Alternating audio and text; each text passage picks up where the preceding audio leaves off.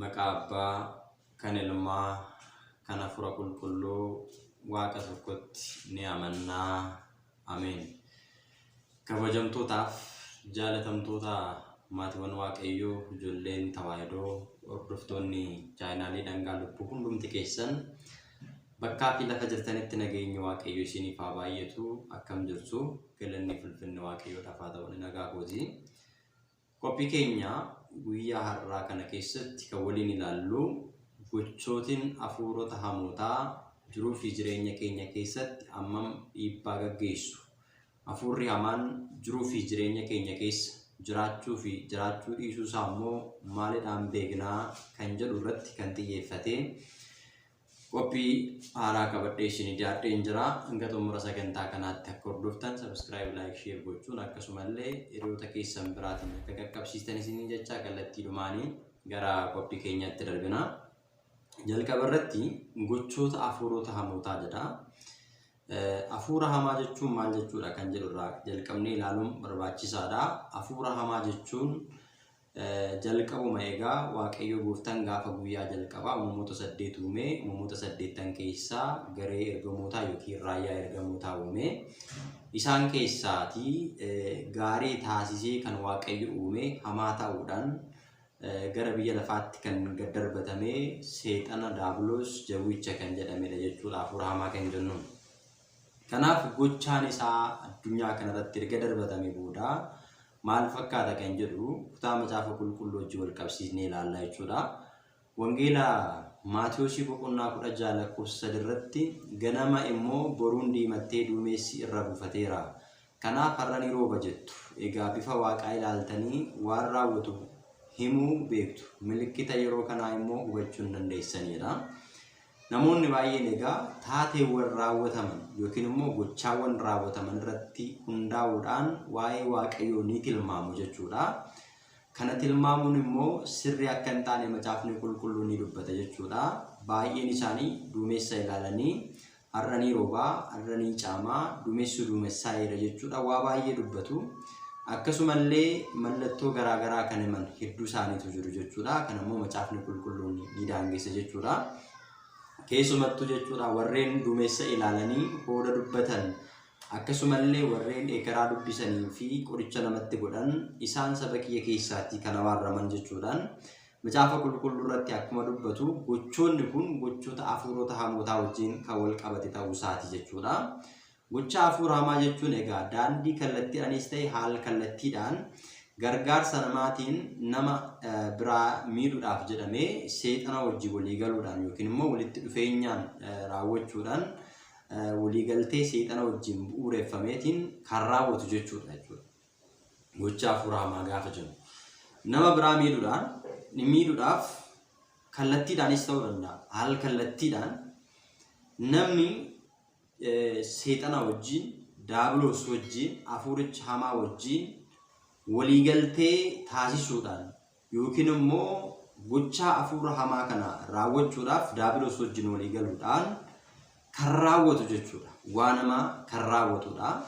Kana gaafa jennu hafuuronni hamoon lubbuu keenya, jireenya keenya, yeroo keenya keessatti gidduu galuudhaan miidhaa kan gaggeessan balaafamtoota haa ta'an malee eegumsi waaqaa amma jirutti humnii fi dandeettiin balleessuu isaanii xiqqoo kan ta'u mucaan namaa amantaa fi waaqeffannaa isaatti cimee yoo jiraate qofadha jechuudha.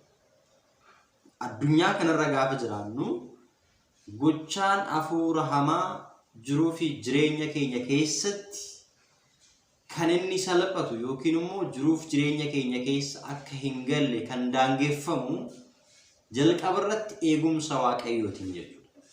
Eegumsi waaqayyo, araarri waaqayyo akkuma jirutti ta'ee garuu nuti kadhannaan taasisnu yoo ta'e, hojii gaarii hin qabnu yoo ta'e, diinni jiruu fi jireenya keenya keessa galee karaa adda addaatiin miidhaa irratti gaggeessisuu danda'a jechuudha. Har'a miidhaan hafuurota hamoo yeroo kamirrayyuu caala kan baay'ate yookiin immoo kan babal'atee fi daandii isaa kan mijeeffate miidhaa geessisuun isaa kan yeroo kamirrayyuu caala kan cime jiruu fi jireenya mucaa namaa keessa galuudhaan karaa ittiin jireenya namaa ittiin balleessu yeroo itti babal'atedha jechuudha yeroo ammaa kana keessumatti. Maaliif yoo jennu addunyaan yeroon isheen amma irra jirtu kun karaa adda addaatiin waaqayyo irraa fagaachuudhaan macaafa qulqulluu dhaga'uu diduudhaan seera waaqayyoo eeguu dhiisuudhaan waaqayyo waliin walii galuu caala waaqayyotti dhiyaachuu caala waaqayyo irraa fagaataniin karaa ittiin waaqayyoon gaddisiisan addunyaa irratti gochaa addunyaa fi addunyaa duukaa bu'uudhaan namoonni jiruu fi jireenya isaanii adeemsisuu waan barbaadaniif waaqayyo irraa waan fagaataniif gochaan hafuura hamaa addunyaa kanarratti ni babal'ata jechuudha. Kanaaf diinonni mucaa namaa sirriidhumatti akka ciman gargaarsa guddaa kan godhe haala ajaa'ibsiisuutiin namootuma mataa isaaniitti jechuudha. Gochaan hafuura hamaa addunyaa kanarratti akka babal'atu gochaan hafuura hamaa addunyaa kanarratti bal'inaan iddoo guddaa akka argatu kan taasise namuma mataa isaati jechuudha. Akkamitti jechuu dandeessu? Kanammoo mata-duree fudhachuudhaan ilaalla. Fakkeenyaaf hafuura sanyii yookiin immoo qaalluu kan jedhamu irraa kaanee yoo ilaalle qaalluu jechuun dhaloota irraa kan dhalame, dhaloota irraa kan dhufe, dhalootaan kan deemu jechuu yommuu ta'u, hiikaan isaa immoo namootaan kan wal fakkaatu amala uumamaan qabamuu mallattoo dhaloota keessa darbuu kan agarsiisudha. Hafuurri kun hafuurri qaalluu yookiin immoo hafuura sanyii kan jedhamu kun dhaloota irraa dhalootatti kan darbu amala namoota hedduutiin kan dhaalame yookiin immoo amala namoota wajjin jiraatu sanaan kan wal fakkaatu iccitiinsaa baay'ee dhokataa kan ta'e haala uumamaatiin. Kana jechuun haala uumamaa jechuun namni uumama isaatiin amala qaba. Amala nama sanaa fakkaachuudhaan umurii isaa dheereffachuudhaaf dhaloota irraa dhalootatti kan darbu miidhaa kan gaggeessu jechuudha. Hafuurri qaalluu kun maatii sana keessatti gabbaramaa, maatii sana keessatti isaaf jilbeeffatamaa, aara san isaaf dhiyeeffamaa kan ture yoo ta'e, ijoolleen maatii sana keessaa dhalatan hundumtuu hafuura qaalluu kanaatiin waan to'annoo jala oolaniif yookiin booji'amaniif hafuurri kun ijoolleen dhalatan kun humnaaf dandeettii koo jalaa ba'uu hin qaban jedhee miidhaa gaggeessuudhaan dhaloota yookiin daa'imman kana kan kooti jedhee ilaala yookiin immoo kan kiyya jedhee akka isaan isarraa adda hin baane to'annoo isaa jalaa akka adda hin baane akka isaan hojii gaarii hojii isaa qofa hojjechaa raawwachaa akka jiraatan dhiibbaa irratti gaggeessaa jechuudha. Haaluma kanaan Daabiloos karoora diinummaa mataa isaa karaa afuriitiin gaggeessa jechuudha. Haala amma jenne kanaatiin dhiibbaa gaggeessu kana kallattii afuriin gaggeessa. Tokkoffaan lubbuu namaa guutumaa guutuutti to'achuu, qajeelchuu, kallattii namni sun itti deemu addaan baasudha. To'annoon inni jalqaba taasisu, kallattiin inni jalqaba taasisu, hafuurri kun nama sana kan isaa taasifachuudhaaf, kan kooti jedhee dhibbaan dhibbatti mirkaneeffachuudhaaf waa afur irratti hundaa'uudhaan qajeelcha jechuudha. Yookiin immoo adeemsa isaa, diinummaa isaa itti fufa. Jalqaba guutumaa guututti lubbuu nama sanaa to'achuudha jechuudha. To'annoo jala oolfachuu. Kallattii namni sun itti deemu addaan baasudha. Namni sun yoo inni yaada isaa fudhatee isa kan deeggaru ta'e, isa duukaa kan bu'u ta'e, ajajaa fi qajeelcha isaatiin kan gaggeeffamu yoo ta'e, hanga dhumaatti to'annoo isaa jalaa akka inni hin baane ni gaggeessa. Gochoota inni raawwatu irratti deeggarsa taasisaaf.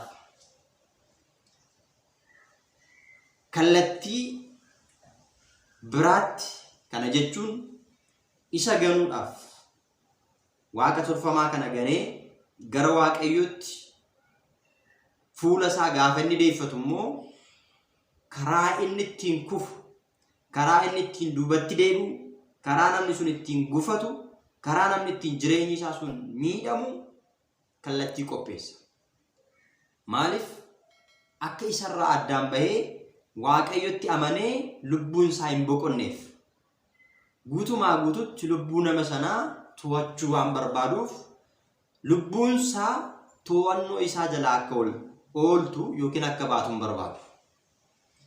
Kanaaf lubbuu nama sanaa to'annoo isaa jala oolchuuf lubbuu nama sanaa fudhatee gara si'oolitti hanga geessutti xiyyeeffannoon isaa nama sana irratti ta'a jechuudha. Kanaaf namni kun jalqaba maatii irraatii dhalootaan hafuurri hamaan kun waan isa dhaaleef gochaa hafuura hamaa sana mormee waaqayyoon uumaa isaatti amanee jireenya bara baraa argachuudhaaf kutannoo amantaa isa barbaachisa. Jabina isa barbaachisa. Gaabbii galuu isa barbaachisa. Kadhannaa isa barbaachisa. Sagada isa barbaachisa. Waaqa tolfamaa sana ganuu isarra jiraata. Kanaafidha manni kiristaanaa keenya hundee amantaa isa jedhamu kadhannaa amantaa keessatti mallattoo fannoo gooftaa koo Yesuus Kiristoosiin qaama koo hunduma yeroo sadi nan mallatteessaa. Erga jennee booda tokkummaadhaan kan waaqeffaman Sillaaseetti amanuudhaan yaadiira koo seexana sin gana kan jennuuf kanaaf. Yoo ganame malee diinni kun jiruu fi jireenya mucaa namaa keessatti dhiibbaan inni gaggeessu olaanaadha. Hafuura hamaa kana harkaa ba'uuf dirqama ganuutu irra jiraata namni. Yoo hin ganamin, yoo hin tuffatamin, yoo hin dhiisin hafuurri hamaan kun qajeelchisaa daandii namni itti deemu sana hordofuudhaan dursee miidhaa sana irratti gaggeessa waan ta'eef. Kan addaan kutuudhaaf dursanii ganuutu barbaachisa. Ragaa eenyu godhachuudhaan? Dubaroo Maariyaam godhachuun, mana kiristaanaa godhachuudhaan, waaqayyotti amanuudhaan isaan booda laayisansiisaa adda citaa jechuudha. Kanaaf hafuurri hamaan kunis kallattii afur irratti hundaa'uudhaan jiruu fi jireenya mucaa namaa gara du'aatti, gara si'oolitti geessuudhaaf kan inni dhama'uuf kanaaf. Inni jalqabaa lubbuu nama sanaa to'annoo jala oolchuudhaan maal guutumaa guututti. Inni lammaffaan dhiibbaa saffisaa fi olaanaadhaan karoora isaa hojiirra oolchuudha.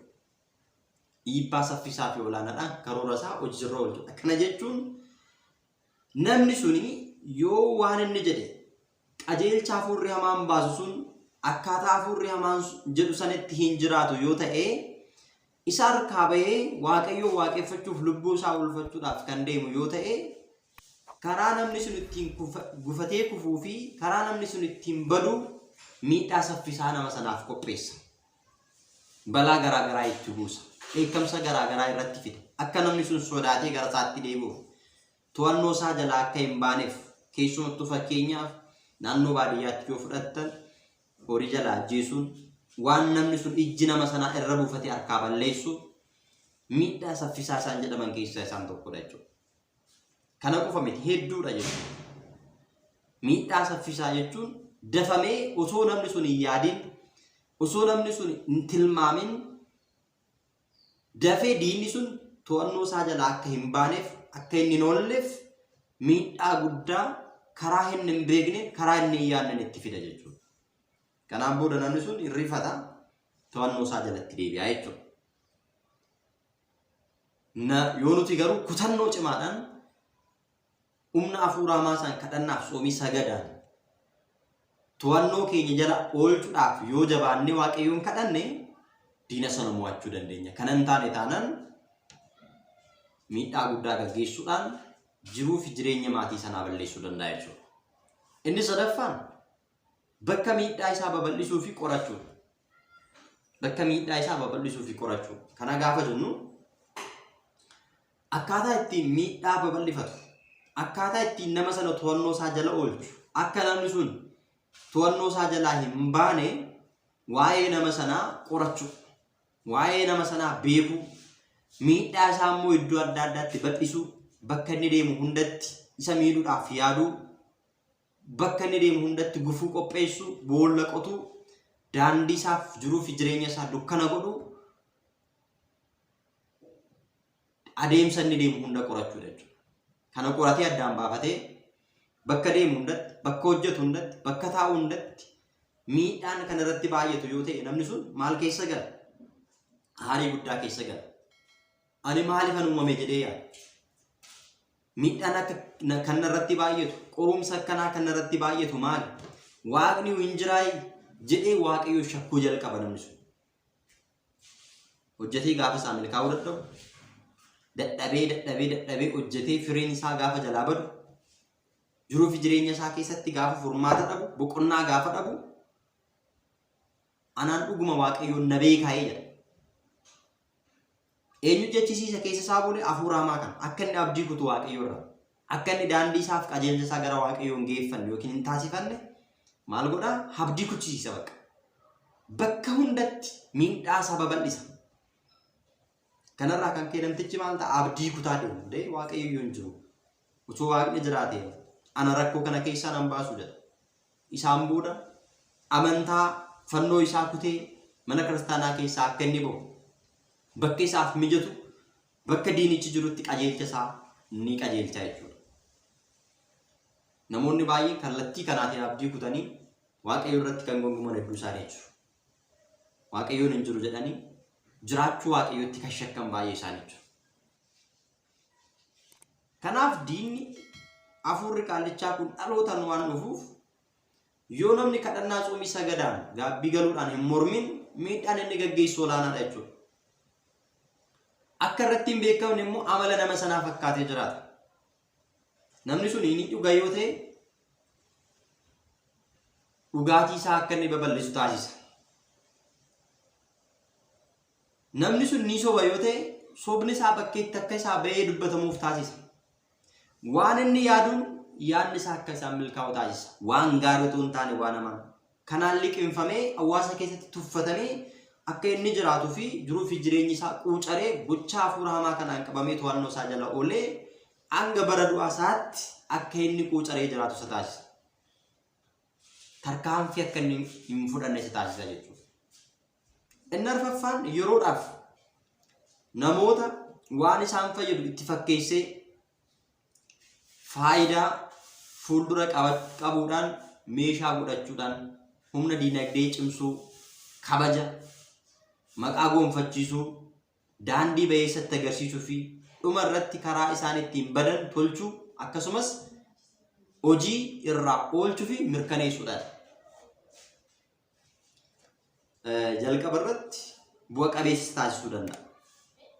Namoonni tokko amma yoo ilaaltan warreen qaallichaa gabbaran waaqa tolfamaadhaaf warri sagadan qe'een isaanii hundumtuu guutamee waan hunduu guutee horiin guutee waan hundumtuu guutee yeroodhaan waan isaaniif mijate sitti fakkeessa bakka. Ni mijeessaaf yeroodhaaf maqaa gaarii akka inni argatu godha, kabaja akka inni argatu godha, ulfina akka inni argatu godha, qabeenya guddaa akka inni argatu godha, diinagdeen isaa akka badhaadhu godha, bakka deeme hundatti akka inni ulfeeffamu taasisa. Yeroodhaan booda garuu ofumaa isaa itti deebi'ee badhaadhina isaarraa, diinagdee isaarraa, guddina isaarraa, kabaja isaarraa, iddoo isaarraa, teessoo isaarraa akka inni kufu ni taasisa jechuudha. Yeroodhaaf faayidaa qabeessa isa fakkeesse. Kanarraa kan ka'e namoonni baay'een waaqa tolfamaa waaqeffachuun isaanii akka waan waaqa sirrii, waaqa dhugaa waaqeffataniitti itti fakkeessee baroota baay'eedhaaf waaqa tolfamaa waaqeffachaa kan turan dhumarratti jiruuf jireenyi isaanii kan bade, manni isaanii qoreedhaan kan cufame, ijoolleen isaanii kan jalaa dhuman, jiruuf jireenyi isaanii kan jalaa bade lakkoofsan qaban. Mee duddubaatti deebi'aatii gochoota kanaan waa wal qabate yaada. Tokkoon keessan mudannoo qabdanii waan beektan qabdu jechuudha. Kanaaf gochaan hafuura hamaa kun kallattii arfan kanarratti hundaa'uudhaan namoonni to'annoo isaa jalaa akka isaan hin baane taasisa. Ni sodaachisa jechuudha. Itti fokkoruu danda'a. dhaadachuu danda'a, dhaadannoo keessa galuu danda'a. Erga kenneefi qabeenya erga kenneefi erga laateefi booda namni sun to'annoo isaa jalaa bahuudhaaf gaafa inni deemu sin balleessaadhaan. Qabeenya kiyya bada jedha, jiruu kiyya bada jedha, ijoollee kiyya bada jedha, mana kiyya bada jedha. Kanaafuu dirqama maalan godha nan gabbaraadha. Osoo hin jaalatin akka dhumarratti isa balleessu, akka dhumarratti si walitti isa geessu osoo beekullee kan waaqa tolfamaa gabbaru waaqessu jira. Maalirraa kan ka'e? Sodaarraa kan ka'e. Ganuu dadhabee, waaqayyotti amanuu dadhabee, amantaa waaqayyo irraa dhabee, abdii guutuu waaqayyo irratti taasifachuu osoo qabu diiyaabiloos irratti taasifatee kan jiru. Kanarraa kan ka'e kan sodaate osoo isaan oliin jalqaba sila akkuma sodaachaa ture dhumarratti jiruuf jireenyi namoota hedduu kan bade, duuni isaanii, dhumni isaanii kan hin bareenye hedduu jira. Diinni diiyaabiloos adeemsa isaa keessatti jalqaba bareessuu danda'a, dhuma garuu hin bareessu. Salamoon maal jedhe? Yaa Waaqayyo, ati jalqaba kiyya osoo hin ta'in dhuma kiyya naa bareessi. Guyyaa dhaloota koo osoo hin ta'in guyyaa du'a kiyya naa bareessi kan inni jedheef kanaadha. Namoonni baay'een jalqabni isaanii milkaa'ee, jalqabni isaanii bareedee, dhumni isaanii kan jalaa fokkisee hedduu jira. Maaliif? To'annoo afur hamaa jala waan oolaniif. Egaa diinni gabaabbinaan gaafa laallu afurri qaalluu kun yookiin sanyii kun bifa kanaatiin dhaloota irraa dhalootatti darbuudhaan miidhaalee isaa karaa hedduudhaan babal'ifachuudhaan haala kanaan nama miidha jechuudha. Wantoonni silaa armaan olitti ilaalle arfan kun karoora saaxanaa'el yoo ta'u, haalli raawwii isaa keessatti uumamni namni ragaa akka argatu burqaa kamiyyuu hin kennuuf. Burqaa kamiyyuu, madda kamiyyuu hin laatuuf. Sila amma ragaawwan amma laalle kun karaan inni ittiin nama miidhu arfan kun ijoo ta'uu isaanii kan barre kun daandii amantaan waan deemneef, macaafa qulqulluu irratti waan bu'uureffamneef malee sila warri kaan garuu ijjannoo kana adeemsa inni ittiin deemu kana ragaa hin argatan. Karoora inni ittiin to'annoo isaanii jala oolchu kana iccitii kana namni takkaa baruu hin danda'u. Finciin laatuuf akka waa'ee isaa baran, akka waa'ee isaa beekan, akkamitti akka inni nama miidhuu danda'u akka beekan odeeffannoo takkaa hin kennuuf. Iccitii mataa isaa danda'eetiin karaa ofii isaa ittiin jiraachuu, umurii dheereffachuu barbaadu qofa irratti hundaa'ee uumama hunduma bitee jiraachuu barbaada malee diin karaa kanaan si miidha jedhee odeeffannoo takka illee hin laatuuf jechuudha. Kanarraa kan ka'e namoonni baay'een miidhaa hafuura hamaa kanaatiin kan miidhaman lakkoofsa hin qaban jechuudha. Hafuurri hamoon addunyaa ifaa fi ifatti haala qabatamaadhaan mul'achuu dhiisuun isaanii dhaloota ilma namaa baay'ee sammuu isaa kan qoranii irrayyuu Waaqayyo abdii kabaja ulfina ilma namaatiif kenne akka hin arganne falmuudhaaf balleessaaf ammeenya mataa isaanii raawwataniif gochuudhaan itti fayyadamaa jiraataniiru. Kana jechuun addunyaa kana keessatti haala ifaa fi iftoomina ta'een diinni addunyaa kana irratti mul'achuu dhiisuunsaa namni waan raawwate hunduma, waan isa irratti raawwatame hunduma badii mataa isaatti naannessee akka ilaaluufidha. Namni fakkeenyaaf balaan tokko gaafa irratti dhufu, dheekkamsi tokko gaafa irratti dhufu maalan balleesse jedhee of gaafata malee maaltu na balleessaa jira jedhee yaadu. Maala yakki laata? Badiin kiyya maalin ilaata? Har'a immoo maal goonan balaan akkanaan irratti dhufe jedhee ofi qora malee deebi'ee maaltu na qoraa jira jedhee dudduuba isaa wanta jiru ilaalu waan ta'eef. Kanaafidha jechuudha. Odeeffannoo kan inni dhorkatuuf. Namni tokko manaa ba'ee osoo deemaa jiru, osoo gufuun isa dha'ee akka hin taanetti kufee miidhamee har'a immoo maalan godhe? Har'a immoo maaliif Waaqayyoon akkasitti na qore? Har'a immoo waan maallatti farade jedha malee maaltu dudduuba kiyya jira kan na qoru jiruuf jireenya kiyya miidhuudhaaf, dhiiga kiyya dhangalaasuudhaaf, dhiiga kiyya kan barbaade maaltu jira jedhee namni dudduuba isaa hin qoru jechuudha. Maaliif? Odeeffannoo kana argatu. Odeeffannoo kana akka namni beeku, akka namni argatu diinni hin eeyyamuuf. Badii jiru hunduma ofirratti fudhatee namni mataa isaa taasifatee akka inni jiraatu taasisa malee namni odeeffannoo kana bareera taanaan karaa ittiin diina kan ofirraa fonqolchu balleessuu barbaada waan ta'eef kanaafuu odeeffannoo kana akka namni hin arganne ni taasisaa jechuudha. Kun karoora adeemsa qajeelcha gocha hafuura hamaatii jechuudha. Kunis egaati lubbuu qaayiliin ilaaluun ni dandeenya. Waa'ee qaayil ni beektu jechuudha. Addaam abbaan keenya ijoollee nama qaba. Qaayilii fi Abeeliin qaba. Isa keessaa immoo namni hamaa kan ta'e obboleessa isaa Abeeliin nama gaarii sana kan ajjeese eenyudha? Qaayiliin jechuudha. As keessatti bal'inaatiin waa'ee lubbuu qaayil maal akka ta'e ilaaluu dandeenya jechuudha. Odeeffannoo diinni akka kennuu hin dandeenye karaa adda addaatiin akka inni karaa isaa daandii isaa babal'ifatu daandii du'aatti akkamitti diinni osoo hin beekin nama geessu akka inni danda'u as keessatti ilaaluu dandeenya jechuudha. Kanammoo kutaa itti aanu keessatti kan laallu ta'a jechuudha. Barnoota har'a baranne keessatti waa'ee iddoo akka qabattan akka hubattan abdiin qaba. Waa'een barnoota kana bal'inaan itti hundumti keessan akka daawwitiitti barnoota kana keessatti akka of ilaaltanii fi gochoota hafuura hamaa kana jalaa bilisaa akka baataniif sagalee waaqayyo salphaataa kana barachuudhaan waan isiniif hin galle gaafachuudhaan hiriyoota keessaniif sheer gochuudhaan viidiyoon kun immoo namoota hedduu bira akka qaqqabuuf laayik gochuudhaan akka deeggartan isiniin jecha qophii itti aanuun angolitti deemnutti nagaan tura kan nu barsiise kan nu gorsee maqaa waaqayyo kan galateeffame haa ta'u wasbaata Egzaabeer.